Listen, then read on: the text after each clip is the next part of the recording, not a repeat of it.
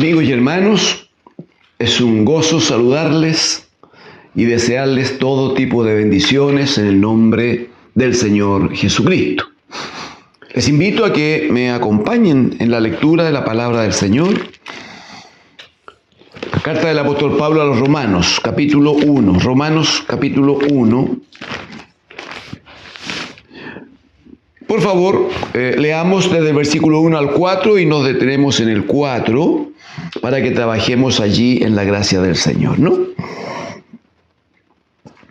En el nombre del Señor, dice Pablo, siervo de Jesucristo, llamado a ser apóstol, apartado para el evangelio de Dios, que el Dios había prometido antes por sus profetas en las santas escrituras, acerca de su Hijo, nuestro Señor Jesucristo, que era del linaje de David según la carne, que fue declarado Hijo de Dios con poder, según el Espíritu de santidad, por la resurrección de entre los muertos. Amén. Amén al Señor. Hay dos cosas que quisiéramos conversar hoy, amigos, hermanos, que nos parecen de real necesidad, por eso que las tratamos. Hay una serie de antecedentes históricos a veces, u otros que no son importantes, están en las Escrituras, pero que por no ser trascendentes o tan trascendentes, entonces lo leemos y nos centramos en aquello que nos parece determinante en nuestra vida, ¿no? Una cosa está dicho en el versículo 3 y 4, la primera, cuando habla de que el Evangelio es acerca de Jesucristo, dice nuestro Señor Jesucristo, que era del linaje de David según la carne. Pudiera ser que alguien dijera, no es tan importante, juzgamos que es muy importante, porque si usted gusta, aproveche de abrir la Biblia en 1 Corintios 15 y mantenerla señalada y abierta, ¿eh? Mantenerla allí con un separador, porque cuando el apóstol Pablo habla de la muerte, sepultura y resurrección de Jesucristo como el centro de la predicación del Evangelio, en el versículo número 4, él va a decir acerca de Jesucristo que fue sepultado, dice, y que resucitó al tercer día conforme a las Escrituras. O sea, que Jesucristo haya resucitado no es un hecho así como casual o como ocurrió. No. Era el cumplimiento de una palabra de Dios respecto de la vida de su amado Hijo. Entonces, leer en Romanos capítulo 1, verso 3, que Jesucristo era del linaje de David según la carne, y luego que diga en el verso 4 que fue declarado por Dios, que fue declarado Hijo de Dios con poder. Entonces, eso nos provoca en la necesidad de examinarlo, porque no hay hombre alguno en la historia de todo el universo que haya podido dejar una naturaleza para tomar otra, que haya pasado de ser hijo de un hombre para alcanzar a ser hecho hijo de Dios. Excepto, aleluya, nosotros los que creemos en Jesucristo, el bendito Hijo de Dios. Porque a causa de lo que hoy vamos a conversar, es que el bendito Hijo recibe del Padre la potestad. ¿Para qué? Todos los que creemos en Él y le hemos recibido, dice que Él nos da la potestad de ser hechos hijos de Dios.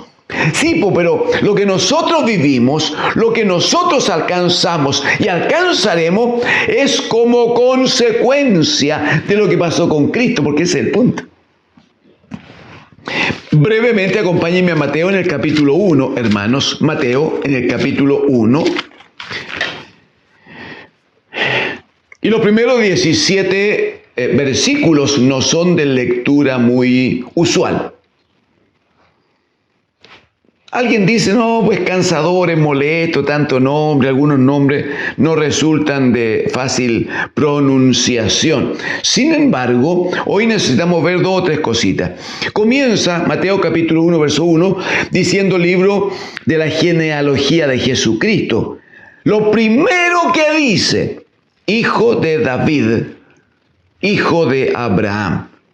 Y a partir de Abraham, que es a quien Dios le hace la promesa, ¿no? De que en ti y en tu simiente, le dice el Señor, serán benditas todas las naciones, en ti y en tu simiente. Pablo habla a los Gálatas en el capítulo 4 y va a decir que cuando habla de la simiente, no dice simientes como si fueran muchas, sino habla de la simiente, hablando de uno específicamente. Entonces, aquí se establece Jesús como hijo de David, o la simiente de David, o el descendiente de David. Entonces comienza luego, versículo 2, a entregar el orden de la descendencia de Abraham, ¿no? Hasta que llega a el versículo 6, que dirá: Isaí engendró al rey David. Y el rey David engendró a Salomón de la que fue mujer de Urías. Muy bien, muy bien. Aquí queda dicho que Jesús era descendiente de David en cuanto a la carne. ¿Cuál es la importancia? Porque alguien puede decir, ya está bien, era, pero no. Acompáñenme brevemente a 2 de Samuel, capítulo 7. 2 de Samuel, capítulo 7. Y vamos a encontrarnos con, aquí pusieron como título, me parece esta vez acertado, habla del pacto de Dios con David. Comienza el capítulo 7 mostrando un anhelo de David. Él dice: yo habito en una casa preciosa, de un olor increíble, y no es posible que Dios esté en medio de carpas, en medio de unas cosas de género. No es posible. Dice: entonces yo le voy a levantar una casa al Señor. Se lo comenta el profeta Natán. Y Natán le dice: pero si el Señor está contigo, haz todo lo que quieras hacer. Sin embargo, el Señor trata con Natán y le dice: no, le dice, devuélvete y habla con David y dile estas cosas. Yo quisiera detenerme hoy y que hoy día habláramos solo de esto por lo hermoso que es. A ver si luego lo podemos hacer. Pero una de las cosas que le dice el Señor a David es, mira, le dice: tú has conseguido un gran nombre, tú has conseguido muchas victorias, tú has conseguido ser riquísimo, tú has conseguido que todos te admiren y todos te respeten, pero nada de lo que tienes es por causa tuya. Todo yo te lo he dado, porque yo te tomé de detrás de las ovejas, cuando estabas solo en la montaña, sin ninguna posibilidad de nada. Yo te tomé de detrás de las ovejas y yo te puse por príncipe sobre mi pueblo Israel. Pero luego le hace una promesa que es la que puntualmente más nos importa hoy. Y le dice en el versículo 12 y 13. Le dice: y cuando tus días sean cumplidos, cuando se acabe tu vida aquí en la tierra, cuando tus días sean cumplidos y duermas con tus padres, yo levantaré después de ti, Mateo capítulo 1, Jesucristo, hijo de David, hijo de Abraham. Yo levantaré, le dice el Señor, después de ti a uno de tu linaje. Tenía que ser descendiente de David, el cual procederá de tus entrañas y afirmaré su reino. Mira el verso 13, por favor. Le dice dos cosas. Primero, él edificará casa a mi nombre. Él edificará casa a mi nombre. Y luego, y yo afirmaré para siempre el trono de su reino. Lo que le está diciendo el Señor a David es que de su descendencia. Iba a salir uno, iba a surgir uno.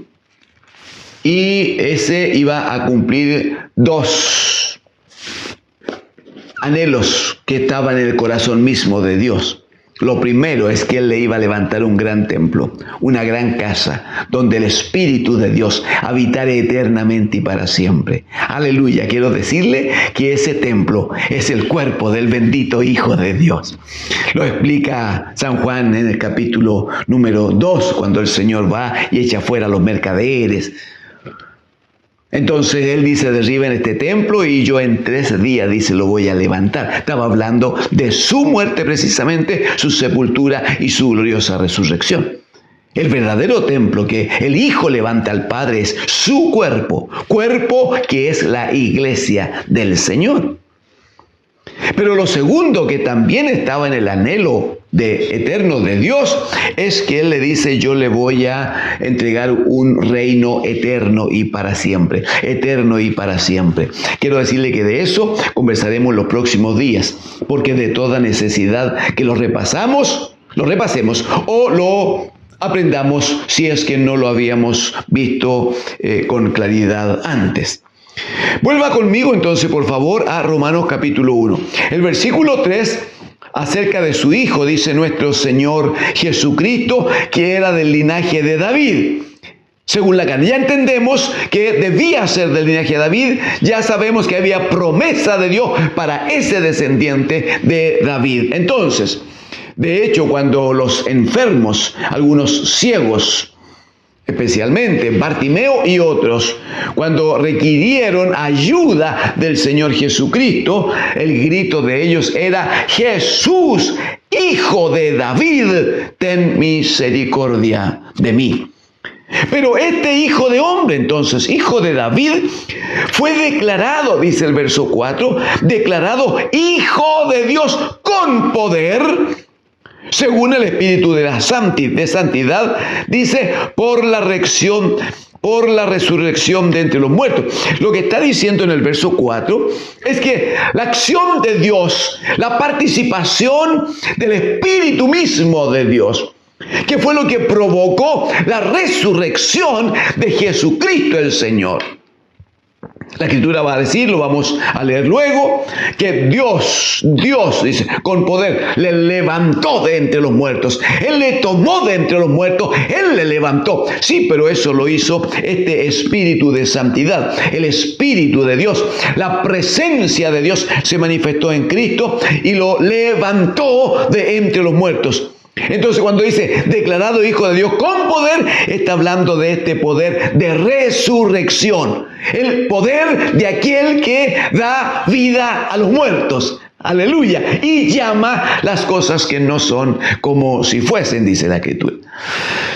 Entonces, una cuestión súper importante aquí es cómo Jesucristo, que según lo que hemos aprendido en 1 de Corintios capítulo 15, versículos 3 y 4, dice que primero murió por nuestros pecados conforme a las Escrituras y que fue sepultado, pero que termina el verso 4 diciendo y que resucitó al tercer día, pero dice conforme a las Escrituras, conforme a las Escrituras.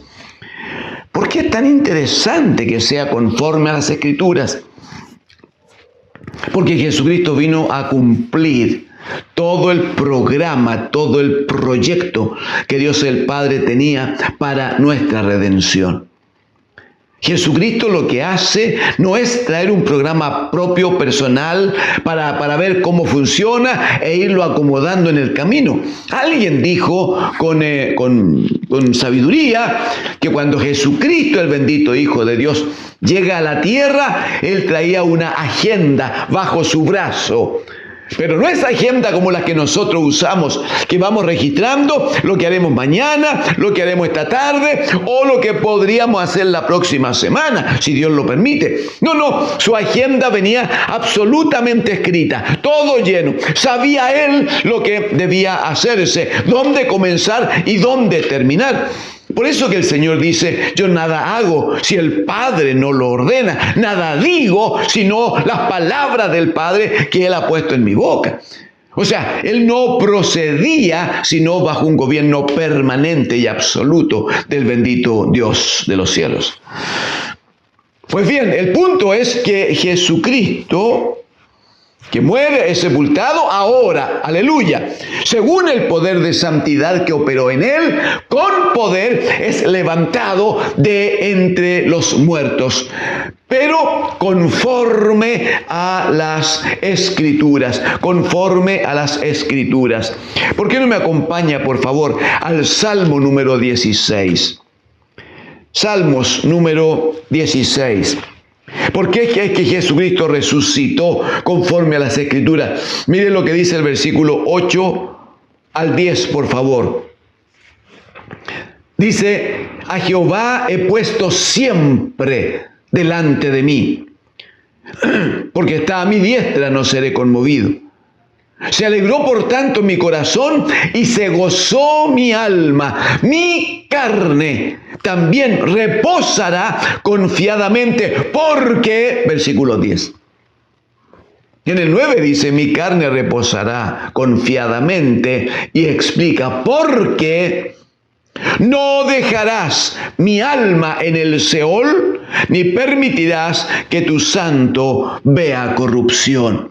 Había profecía de Dios, había palabra de Dios que decía que el bendito Hijo, su cuerpo no sería corrompido, que el Seol no tendría ninguna victoria en contra y sobre el bendito Hijo de Dios. Eso lo afirma con gran fuerza el profeta Oseas, después de los profetas mayores, ¿no? Isaías, Jeremías, Ezequiel y Daniel, viene Oseas. En el capítulo 6, hermanos, Oseas en el capítulo 6. Por favor, mire el versículo 1 y 2, 1 y 2. Dice, venid y volvamos a Jehová, porque Él arrebató y nos curará, hirió y nos vendará. Verso 2, nos dará vida después de 2 días, o sea, en el tercero. Aleluya. Nos dará vida después de 2 días. En el tercer día nos resucitará y viviremos delante de Él. Aleluya. Lo primero es que está hablando de la resurrección de Cristo en el tercer día, no hay duda. Sí, pero es hermoso porque aquí hay promesa para nosotros.